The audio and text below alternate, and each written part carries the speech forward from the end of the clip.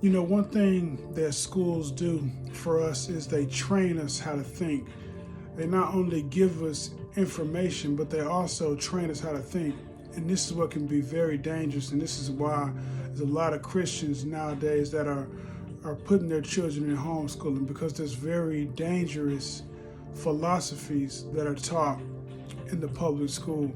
You know, and one of them is this reductionist philosophy, and this is a philosophy that everything is pretty much matter, that the mind itself, that the real you is just made up of your brain, and that, you know, when your brain is gone, you're actually gone.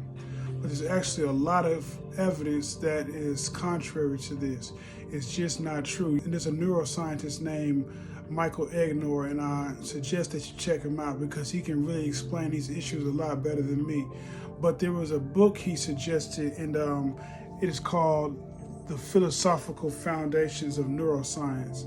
And this isn't written by Christians. This is written by two people. And the reason why it's such a powerful book is because it's written by not only a neuroscientist, but also a philosopher.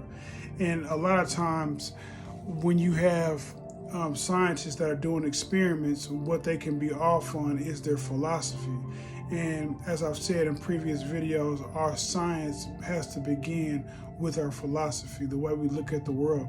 And when you have an accredited philosopher that's able to look after some of the things that these scientists are doing, they can look at them and say, okay, you're doing good work with your experiments, but you're coming to the wrong conclusions because your philosophy is off.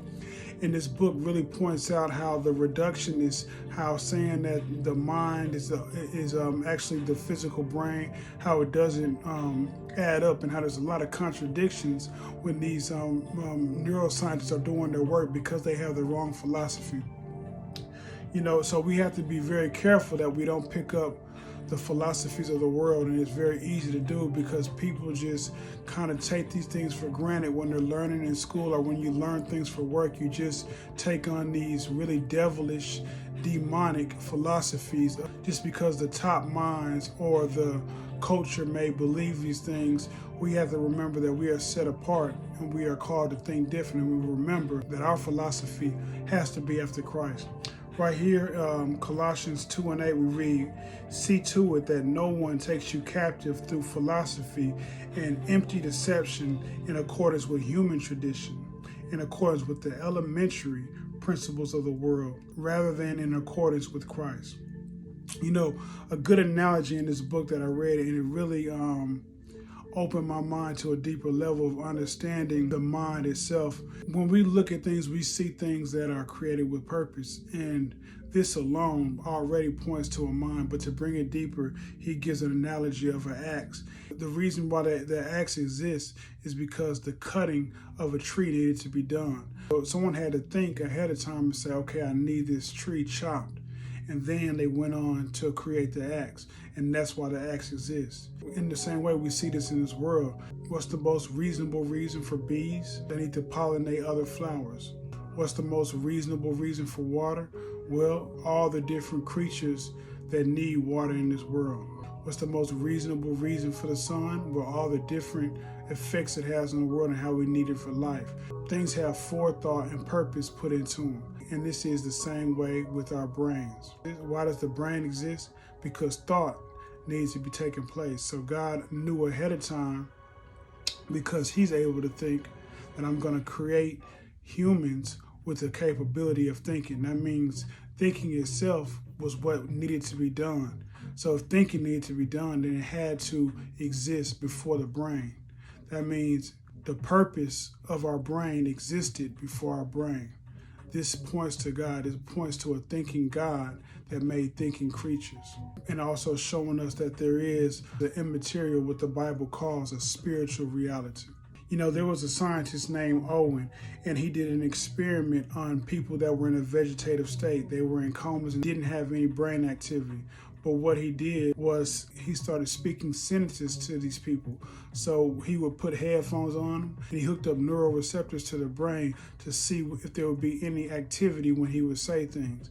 And it turned out when he would say sentences that made sense, there would be brain activity. But whenever he said sentences that didn't make any sense, there wouldn't be any brain activity. So it showed was that the brain itself wasn't all that was there. It was that there was something deeper than the brain. The brain itself, though it couldn't function and couldn't make the lips move or the body move, there was still someone there. There was someone that whenever he spoke these sentences that made sense, there would be some kind of brain activity. It'd be kind of like if you were on a broke computer, but and the screen worked and somebody sent you a message, but you're not able to send it back. You're able to see the message. And then when you're trying to type it back, they can see if there's some kind of activity going on, but you're not able to send the message back. And this is what our brain is. It's like a computer, but every computer has to have a user. And that's what the human soul is.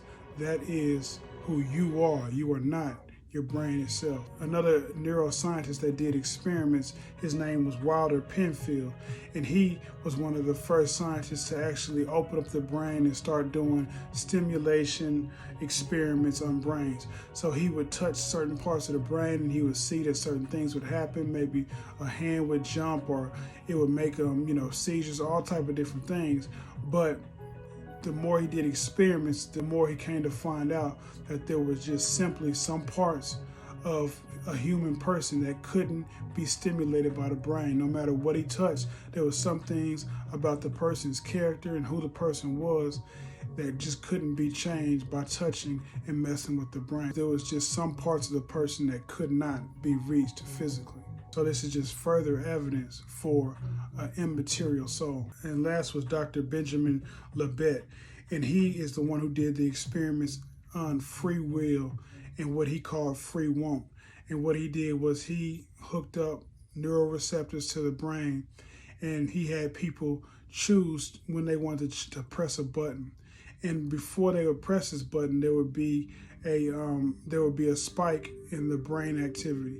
So this actually was what many neuroscientists thought was evidence against free will, because they said, okay, well, it looks like the brain actually decides before the person makes a decision to choose. But then as he continued to do further experiments, he did another experiment where he said, okay, after you choose to press the button, change your mind and do not press the button. And when people did this, it turns out that there was no spike in brain activity. In other words, there was activity when a person chose to press the button, but when a person changed their mind, there was no activity at all in the brain. And this shows that there was something else that chose not to do something.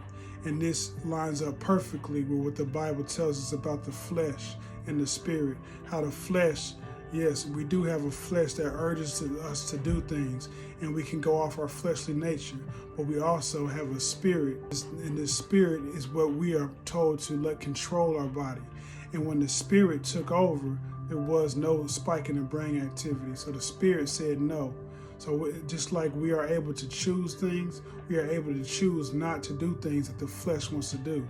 But when we let the flesh work by itself, well, it seems like the brain just works all by itself. And this is the difference between the flesh and the spirit. So there is a difference. But there's a lot of things that these neuroscientists that are reductionists just can't explain. There's just way too many contradictions.